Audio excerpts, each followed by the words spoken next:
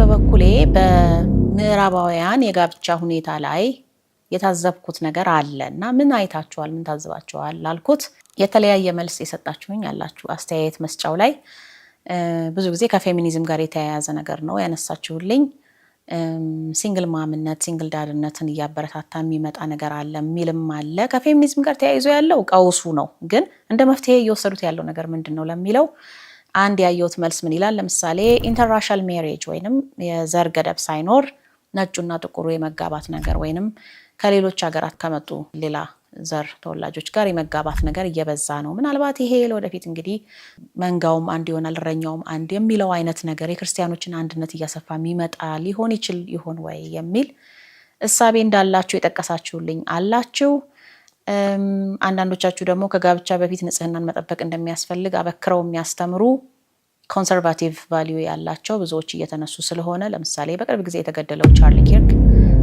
እንደነሱ አይነት ሰዎች እየበዙ ስለሆነ የሚያሳይ ይመስለናል ያላችሁኝ ያላችሁ ደግሞ አንድ አስተያየትም አንብቤያለሁ ይሄንን ነገር በደንብ ኢንቨስቲጌት ማድረግ ፈልጋለሁኝ ያለም አለ ዛሬ የኔን እይታ ሼር አደርጋለሁ ግን ሼር አደረኩም አላደረኩም ኢንቨስቲጌት ማድረግ የሚፈልግ ሰው በደንብ ኢንቨስቲጌት እንዲያደርገው በዚህ አጋጣሚ ደግሞ ማሳሰብ ወዳለሁ እንዳትተውት ማለቴ ነው እኔ የታዘብኩትን ልንገራችሁ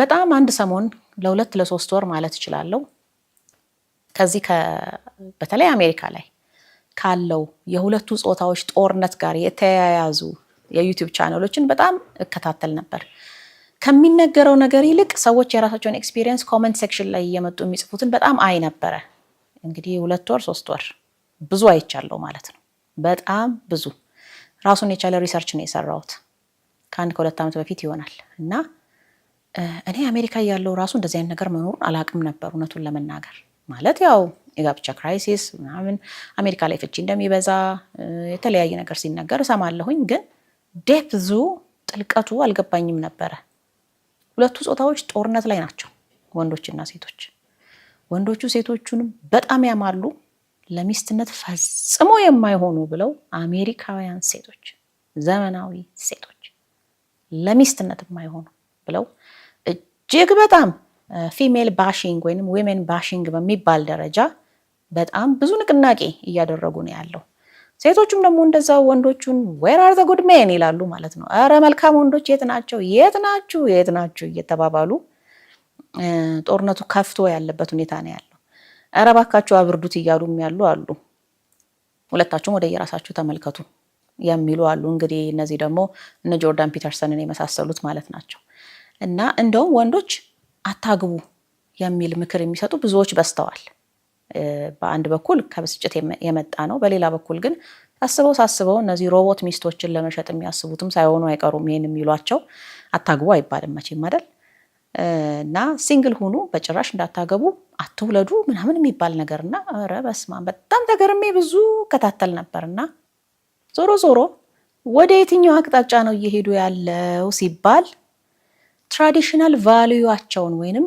ባህላዊ እሴቶቻቸውን ያለቀቁ ሀገራት ሄደን ከነዛ ሀገራት ሚስት ማግባት ይሻለናል ወደሚል ድምዳሜ እየመጡ ያሉ አሜሪካውያን ወንዶች ቁጥራቸው ከጊዜ ወደ ጊዜ እጅግ በጣም እየተበራከተ ነው ድሮም እናውቃለን በርግጥ በተለይ በእድሜ ገፋ ያሉ ወንዶች ነጮች ወንዶች ከሌሎች ሀገራት ያው የኢኮኖሚ ጫናም እንዳለባቸው ስለሚያውቁ በስተርጅና ትደግፈኛለች ታግዘኛለች አታስቸግረኝም ሰብሚሲቭ ናቸው ብዙ ጊዜ ታዳጊ ሀገር ሴቶችን አንብለው የሚያገቧቸው እና የሚወስዷቸው ሴቶች አሉ በፍቅርም የሚጋቡ አሉ ይሄ በፊትም የነበረ ነው አሁን ግን ስራዬ ብለው ወጣት ወንዶች ራሳቸው ከትራዲሽናል ሀገራት ወይንም ከታዳጊ ሀገራት ሚስት ፍለጋ ሲሄዱ እየታዩ ነው የገረመኝ ሆን ብለው የኦርቶዶክስ ሀገራትን የሚመርጡት እየበዙ መምጣታቸው ነው በተለይ ደግሞ ኢስተርን ዩሮፕ አሊያም ራሽያ እና አሜሪካ በፖለቲካ ላይ ጣጣሙ ይችላሉ ወንዶቹና ሴቶቹ ግን እየተፈላለጉ እየተጋቡ ነው ለምን ሲባል ወደ ኦርቶዶክስ ሀገራት ምንድነው እየወሰዳቸው ያለው ስንል እዚህ ላይ እንግዲህ የጎደለውን ነገር እያዩ ነው ማለት ነውና በጣም እንደውም ቅርብ ጊዜ እያዩት አንድ ያሳቀኝ ኮሜንት ነበረ እኔ ወደ ኦርቶዶክስ እምነት ተቀይሬያለሁ አለ ወጣት አሜሪካዊ ነው በ20ዎቹ ወይ መጨረሻ ወይ በ30ዎቹ መጀመሪያ ላገባ ፈልጌያለሁ አሜሪካዊት ሴት በጭራሽ አላገባም ከምስራቅ አውሮፓ ካሉት ሀገራት ኦርቶዶክስ ሀገራት በአንዲቱ ሄጄ ለመኖር ወስኛለሁ።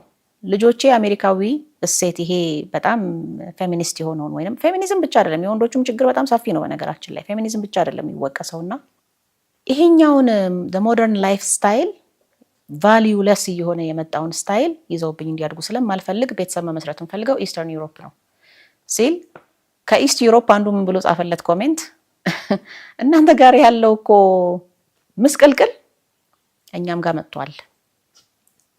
ሴቶቻችን ሴኩላራይዝድ ሆነዋል። እድሜ ለእናንተ ሚዲያዎች፣ ስለዚህ እዛው አርፈ ቁጭ በል ብሎ መልእክት ላከለትና እንግዲህ ሌሎችም ብዙ መልሶች የተጻፉ አሉ እዛ ጋር። ዞሮ ዞሮ ግን ምን ልላችሁ ፈልጌ ነው ምን እንዳጠፉ እየገባቸው እየመጣ ነው ማለት ነው። የኛው ሚዲያ አበላሻቸው። ምክንያቱም ሰው ከሰው ጋር ነው የሚኖረው አይደለ?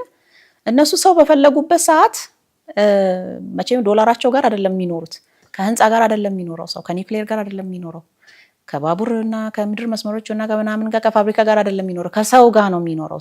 ሰው የሚሸት ሰው ፍለጋ ሲሄዱ እነሱ ቀድሞ በራሳቸው ፊልሞችና ሚዲያዎች አበላሽተውታል የዓለምን ህዝብ። ስለዚህ የቀረች እሴት ያለበት ቦታ የት ነው እያሉ እየፈለጉ ነው ማለት ነው። ዩቶፒያን እየፈለጓት ነው ማለት ነው።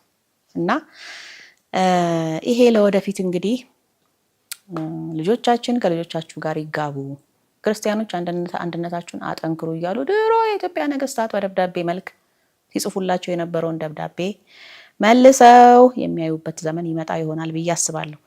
መጋባት ማለት አይደለም ዋናው ቁም ነገሩ እዚህ ጋር ምንድነው የተው ነው የጣልነው እሴት ስናበላሽ የኖር ነው የሚለውን ወደ ኋላ ተመልሰው የሚያዩበት ጊዜ ይመጣል። አሁን ኢስተርን ዩሮፕን እያዩ ሊሆን ይችላል። ወደፊት ግን በንስሐ ኢትዮጵያን ምን ያህል እንደተገዳደሯት የሚያስቡበትም ጊዜ ይመጣል ብዬ ገምታለሁ። በመንፈሳዊ እይታ ጋብቻውን ተውት።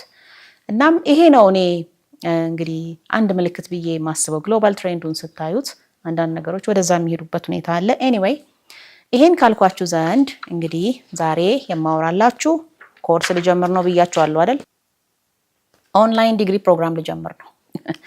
በዩቲዩብ ነው የምጀምረው፣ ግን የት እንደሚደርስ እግዚአብሔር ያውቃል። ለማንኛውም እየሰፋ የሚመጣ ነው። አነሳ አድርጌ ጀምረዋለሁ። ምንድነው የማስበው የሚለውን እዚህ ጋር የኮርሱን ዲስክሪፕሽን፣ ኮርስን ብቻ አይደለም መርሃ ግብር ነው የማስበው። ኮርስ ማለት አንድ ነገር ነው። የዲግሪ መርሃ ግብር ወይም የዲፕሎም መርሃ ግብር ስትሉ ግን የ1 ዓመት የ2 ዓመት ፕሮግራም ነው። ስለዚህ ኮርሶች ነው የምሰጣችሁ ማለት ነው። ግን የመጀመሪያውን ኮርስ ነው እንግዲህ መጀመሪያ የምንጀምረው ኔክስት ዊክ ውስጥ ነው የምንጀምረው። እኔ ግን ኦቨርቪው ነው የምሰጣችሁ ማለት ለምንድን ነው እሱ በዚህ ፕላትፎርም ኮርስ ልሰጥ ያሰብኩት፣ ስለምንድን ነው የምሰጣችሁ፣ አላማው ምንድነው፣ ይዘቱ ምንድነው፣ ጥቅሙ ምንድነው፣ አካሄዳችንስ ምን ይሆናል የሚለውን ነው ማለት ነው ባጭሩ ዛሬ ማስተዋወቃችሁ። የመርሃ ግብሩ ስም ዩቶፒያን ስተዲስ ይባላል።